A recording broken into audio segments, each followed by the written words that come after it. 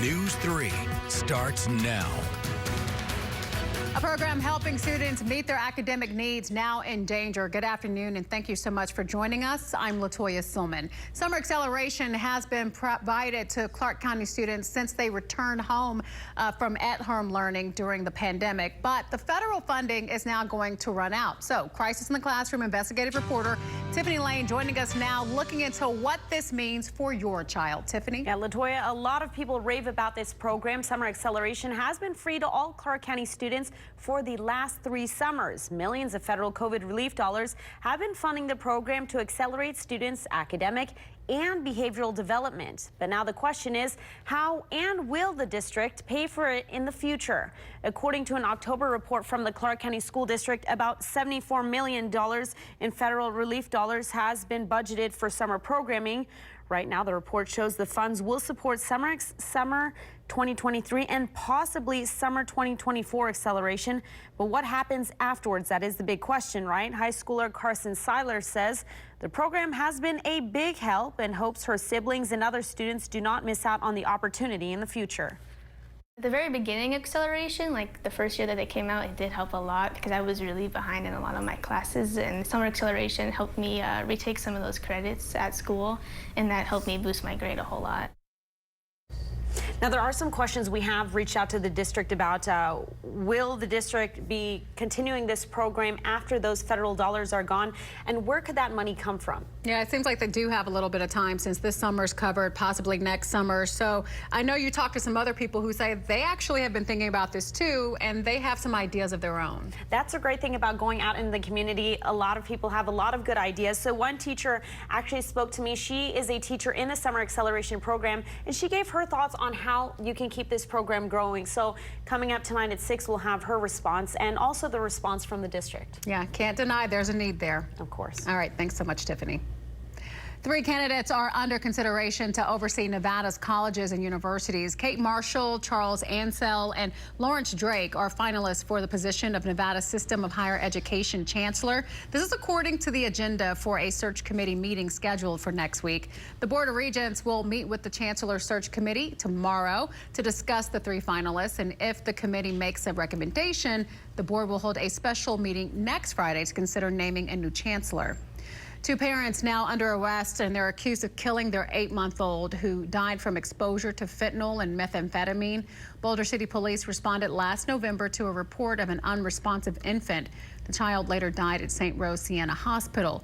Authorities learned the parents, identified as 36-year-old Jeffrey Tarakami and also 31-year-old Kara Marie Dugan, spilled a bag of fentanyl mixed with meth into their bed, then allowed the infant to crawl around.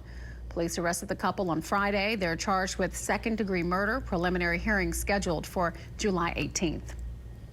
The Connecticut police officer accused of killing a fellow officer while driving under the influence has now reached a plea deal.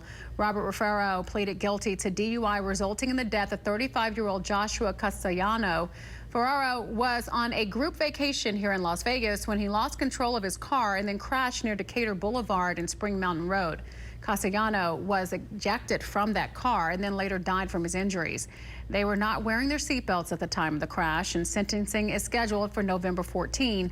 Ferraro could be facing up to 20 years in prison. An apartment complex under construction that caught fire on the valley's southwest side on Tuesday still burning at this hour. Let's go ahead and take a live look at the area now. This is courtesy of a traffic camera. Today, crews are expected to demolish what's left of 4 unfinished apartment buildings. News 3's Kalia Patterson had the chance to catch up with the crews today.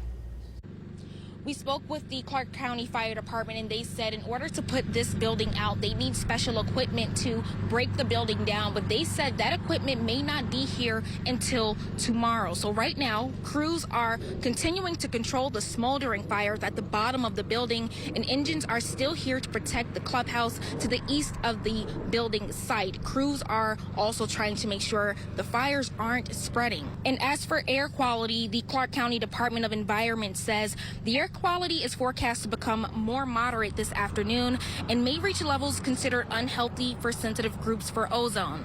That group includes people with asthma or other lung diseases and the elderly and young children. The area impacted the most would be around the fire, but one woman we spoke to who lives nearby says the air quality has been fine for her. This is the first time I've come to see it. I only saw it from a distance. A lot of smoke. Yesterday I was up by Spring Mountain off of Durango, and you could still smell smoke up there. Here it's not too bad. No, not at all. Winds are picking up this afternoon and this evening. This may lead to areas of patchy blowing dust, but that can also lead to the quality of the air as well. In Southwest Las Vegas, Kalia Patterson, News 3. Clark County is asking for the public's help to identify a man who has been in the hospital since he was found in the Summerlin area in September.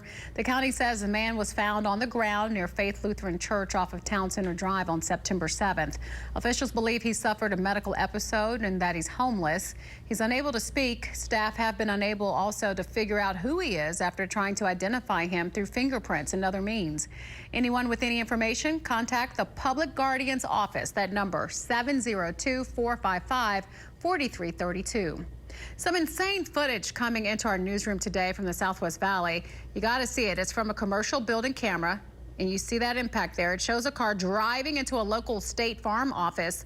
You can see both the driver and the passenger getting out of the car. The driver, Archelius Walker, arrested for suspected DUI after failing the field sobriety test, and he's believed to be by police that he was high also at the time of this crash.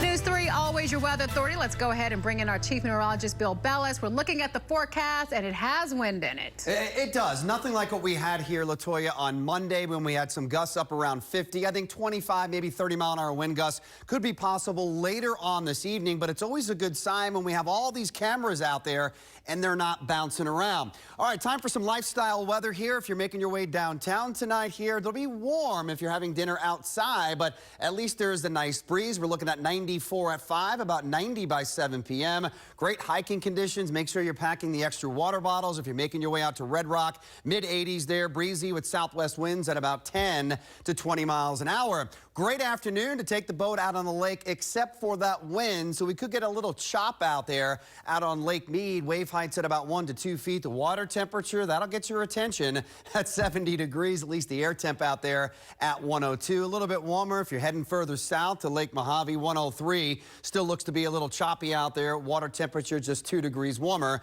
at 72. Temperatures on the second full day of summer, we will absolutely take this. 89 in Summerlin right now, Centennial.